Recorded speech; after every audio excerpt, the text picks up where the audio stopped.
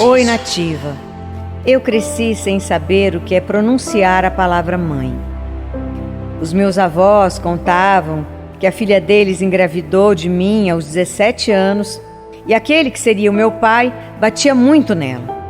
Então, desesperada, sem saber o que fazer, ela me entregou para os meus avós me criarem e sumiu no mundo, prometendo que voltaria quando juntasse dinheiro. Mas nunca voltou. Os meus avós me criaram com muito amor e carinho e não me deixaram faltar nada. Mas para mim, faltava a presença da minha mãe. Eu tinha muita vontade de dar um abraço, um beijo. Chegava a sonhar com isso. Eu sempre pedia para ver fotografias da minha mãe. Queria saber como ela era. Queria ter a imagem dela sempre na minha cabeça. A minha avó me mostrava uma ou outra foto antiga e eu ficava horas olhando fixamente para aquela imagem, decorando cada detalhe da minha mãe. Ela era muito bonita, era jovem, cabelos compridos e se parecia muito comigo.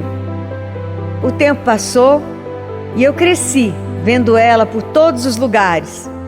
Parecia que eu via aquele rosto delicado das fotos em cada pessoa que eu olhava na rua, na escola, até na televisão, em todos os lugares. Eu fazia cartinhas e presentes de Dia das Mães na escola. Eu ia escondida e guardava. Um dia sonhando que eu entregaria para minha mãe. Eu tinha tanta vontade de ter a minha mãe perto de mim, me levando para a escola, me buscando, brincando comigo, me dando pelo menos um beijo de boa noite, tendo ela rezando por mim. Quando eu entrei na adolescência, eu senti mais falta ainda. Senti falta dos seus conselhos, de uma confidente que pudesse me entender. Porque a minha avó já tinha uma certa idade e não entendia dessas coisas do coração. O momento em que eu senti mais falta da minha mãe foi quando aconteceu comigo o mesmo que aconteceu com ela. Vó, eu preciso te contar uma coisa. Eu tô grávida. Eu não acredito, Jéssica. Você só tem 16 anos. E minha criança agora só vem para atrapalhar a sua vida. Vó, eu sei. Mas agora já foi. O que eu posso fazer? Igualzinha a sua mãe. E o pai dessa criança, quem é? Pelo menos é um bom moço? Vai assumir? O pai da criança me abandonou e nem quis saber. Fingiu que não era nem com ele. Renegou mesmo a nossa criança. E o pior, ainda me difamou e ficou por isso mesmo. Eu me senti tão sozinha, porque os meus avós quase enlouqueceram. Afinal, eles viram a história se repetir. E aquele carinho todo que eles tinham comigo se transformou em decepção e desprezo. Eles mal olhavam para mim. Só Deus sabe o que eu passei durante a minha gravidez. Quando a minha filha nasceu, eu tive que parar de estudar para cuidar dela. E quando a Maria Luísa cresceu um pouquinho, eu já arranjei logo uma creche para ela ficar enquanto eu trabalhava de auxiliar de limpeza. Certa vez, no final do expediente, eu estava limpando a sala de espera de um hospital quando a recepcionista chamou uma paciente. Senhora Maria Benedita Vieira dos Santos, consultório 2, por favor. Eu estava com um balde com água na mão que, sem perceber, eu larguei no chão. E todos que estavam ali olharam assustados assim na minha direção. Eu rapidamente fui passando assim um pano para enxugar a água que eu tinha derrubado e procurando com os olhos assim a paciente que estaria no consultório 2. Foram os segundos mais lentos da minha vida. A minha cabeça estava num turbilhão, porque o nome daquela paciente era igual ao nome da minha mãe.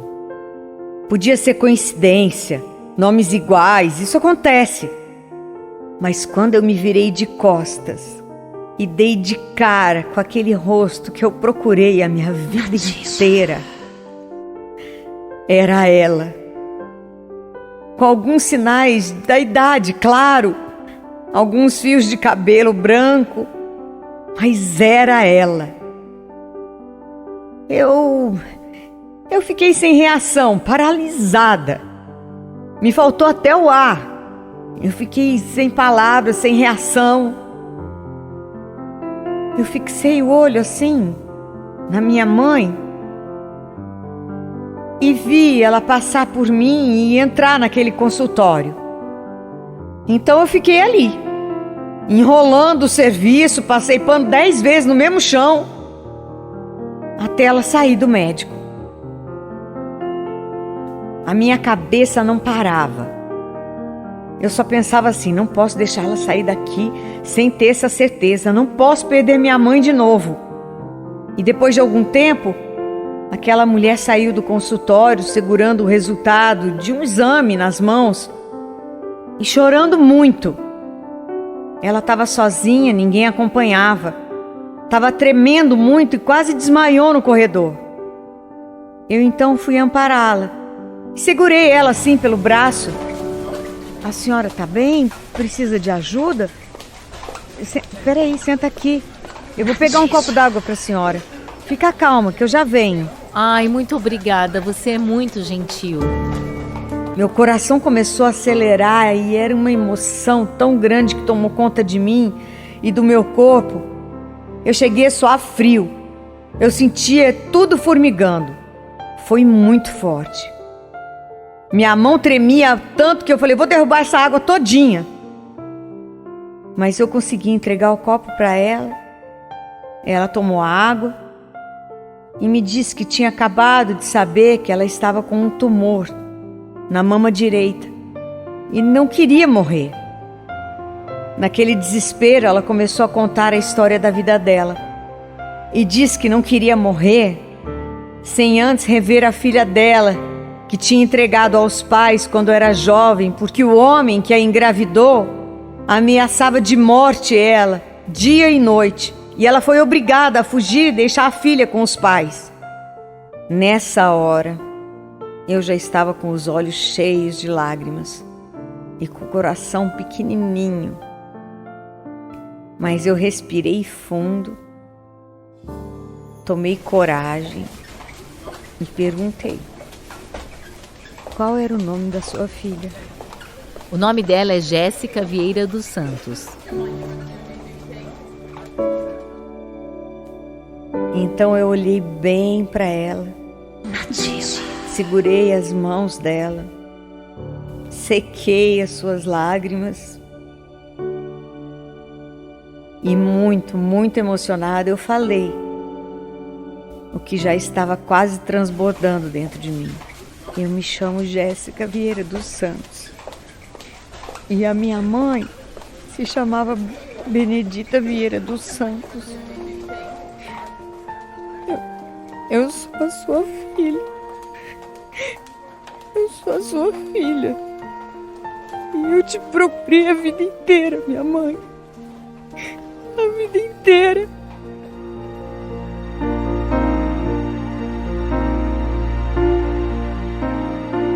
Houve um grande silêncio entre nós. A gente se olhou profundamente. Lágrimas corriam dos meus olhos, dos dela. Então nos abraçamos longamente. Um abraço que esperávamos há tanto tempo, como a gente tinha sonhado a vida inteira. Eu não conseguia mais soltar ela dos meus braços, eu não queria. Parecia que a gente estava com medo de se perder uma da outra novamente. Eu não conseguia dizer mais nada. Só ficava falando, mãe, minha mãe, minha mãe. E ela me beijava e me abraçava, passava a mão nos meus cabelos, como se eu fosse uma criança ainda. E foi o momento mais feliz e mais intenso de toda a minha vida. Quando nos acalmamos, ela me disse que estava morando sozinha, que estava viúva, que tinha mais um filho que morava fora do país e que a ajudava financeiramente. Ela sempre teve vontade de nos procurar, mas meu avô, na época que ela foi embora, falou para que ela nunca mais voltasse, que eles iriam me criar como filha Isso nunca aconteceu. Eu sempre soube da verdade, mas ela não. Então eu contei sobre a Maria Luísa, a netinha dela, e foi mais um momento emocionante que tivemos ali, naquele corredor tão frio de um hospital, mas ao mesmo tempo tão aconchegante dentro dos nossos corações. Alguns dias depois, minha mãe foi visitar os meus avós e conheceu a neta. Foi uma choradeira só, de novo. Um pedindo perdão para o outro, e naquele dia ela me convidou para morar com ela. E eu aceitei na hora, porque além de querer estar perto dela o tempo inteiro, eu sabia que por conta do câncer ela passaria por períodos muito difíceis. E eu queria cuidar dela. E foi o que eu fiz. Levava ela nas consultas, nos exames, tratamento de quimioterapia, acompanhava ela em tudo. E depois de tanto tempo lutando juntas, graças a Deus nós vencemos. Eu digo nós porque ela venceu e se curou dessa doença terrível. E eu venci e me curei de um vazio que eu carreguei minha vida inteira e que tomou parte da minha vida por muitos e muitos anos. E que foi preenchido pelo carinho e pela presença dela, da minha querida e amada mãe. Parece coisa de histórias, de contos de fadas, mas realmente aconteceu comigo.